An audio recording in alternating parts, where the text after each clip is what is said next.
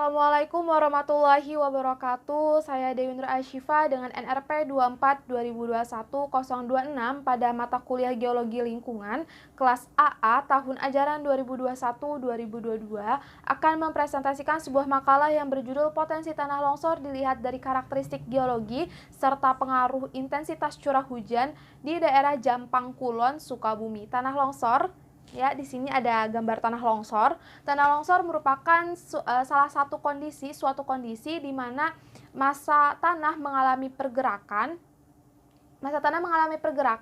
Akibat gaya pendorong yang lebih besar dibandingkan dengan gaya penahan. Gaya pendorong inilah dipengaruhi oleh kemiringan lereng, pembebanan, intensitas air, serta massa jenis dari tanah tersebut. Sedangkan gaya penahan dipengaruhi oleh kekuatan batuan, jenis batuan, serta kepadatan tanah.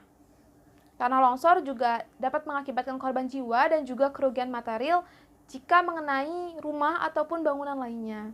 Seperti ini nih, ada bangunan rumah yang runtuh, itu akan mengalami kerugian material. Lalu, oleh karenanya, pentingnya bagi warga sekitar untuk mendapatkan edukasi ataupun pengarahan tentang pada daerah yang rawan tanah longsor untuk meminimalisir kerugian korban, untuk meminimalisir korban jiwa ataupun kerugian material yang akan dialami.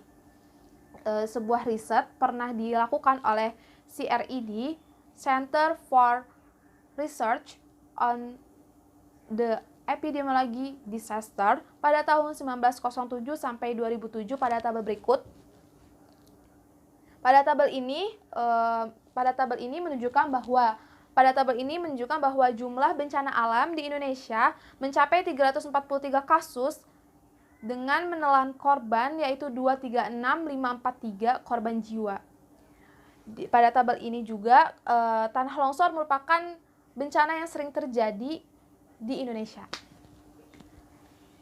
Ya, ini adalah peta Jawa Barat. Peta Jawa Barat gimana nih? Peta Jawa Barat. Jawa Barat merupakan salah satu provinsi yang sering mengalami bencana longsor. Karena Jawa Barat merupakan daerah perbukitan. Pada gambar peta ini ada warna coklat muda, coklat tua, itu menyimbolkan tentang daerah perbukitan. Tanah longsor dipengaruhi oleh kemiringan lereng yang terjal yang membuat daerah Jawa Barat yang merupakan salah satu provinsi yang sering terkena tanah longsor. Menurut data kejadian pergerakan tanah oleh BNPB tahun 2018, bahwa selama 9 tahun terakhir telah terjadi 991 kasus pergerakan tanah di daerah Jawa Barat. Ini merupakan peta tempat penelitian di Sukabumi, di sini, di Kabupaten Sukabumi di sini. Penyebab tanah longsor yang pertama ada kemiringan lereng. Kemiringan lereng memiliki pengaruh penting terhadap terjadinya tanah longsor. Bentuk lereng merupakan salah satu faktor pendorong yang menyebabkan tanah longsor. Bentuk lereng ini dapat dipengaruhi oleh relief bentuk lahan yang dapat dilihat melalui elevasi. Elevasi dapat dilihat melalui peta topografi. Peta topografi dibuat dengan menggunakan data DM, Digital Elevation Model, seperti pada tabel berikut, pada gambar berikut. Yang seperti contoh pada nomor 1, dengan elevasi kurang dari 50, merupakan tingkat lahan dataran rendah dengan tingkat kemiringan 0-2%, dan bentuknya merupakan datar, merupakan lereng datar. Dan juga seperti nomor 5, lebih dari 1000 pada lahan pegunungan memiliki tingkat kemiringan 21-55% dan mempunyai bentuk lereng curam. Nah, pada data tersebut dapat diklasifikasikan bahwa daerah penelitian Jampang Kulon memiliki terdiri dari 35% daerah perbukitan dan 65% perbukitan tinggi yang dilihat dari tingkat elevasinya dimulai dari 300 sampai dengan 800 mdpl. Nomor 2 yaitu penggunaan lahan. Penggunaan lahan yang berlebih akan menyebabkan terjadinya tanah longsor karena pembebanan yang berlebih di atas lahan yang menyebabkan merembesnya tanah. Seperti pada gambar berikut, pada peta lokasi daerah Jampang Kulon sebagian besar dipengaruhi oleh semak belukar. Yang ketiga yaitu litologi batuan. Litologi batuan dipengaruhi oleh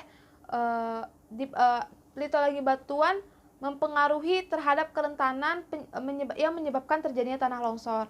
Ada gambar di sini.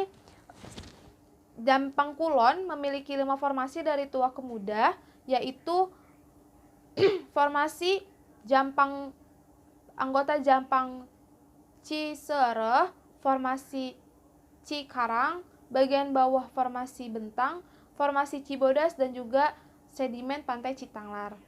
Yang keempat yaitu curah hujan. Curah hujan yang tinggi dan terus-menerus akan mengakibatkan terjadinya tanah longsor karena ketidakmampuan tanah dan batuan yang menyerap air ke dalam tanah sehingga mengalami titik jenuh yang akan mengakibatkan terjadinya pergerakan tanah atau tanah longsor. 5. Ada data peta tanah longsor. Menurut BNPB bahwa Jawa Barat mempunyai tingkat tinggi atau rendah melalui dari tingkat kerentanan tanah longsor tersebut. Daerah penelitian Jampang Kulon merupakan daerah yang rendah akan kerentanan terhadap tanah longsor. Seperti pada gambar peta yang dibuat oleh BNPB seperti berikut.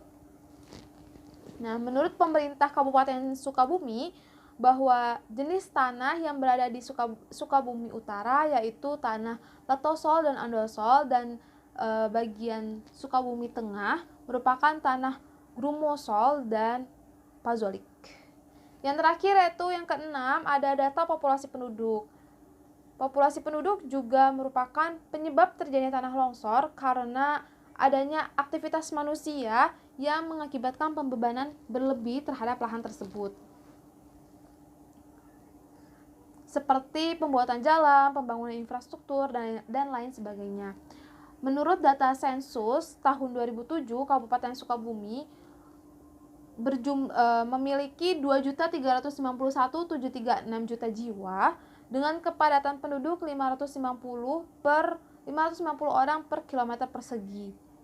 Dari data yang telah kita jabarkan tadi, bahwa Kabupaten Sukabumi yang kita teliti di daerah Jampang Kulon merupakan daerah yang rentan akan tanah longsor. Bisa dilihat dari penghitungan dari populasi penduduk, curah hujan, dan juga litologi batuan.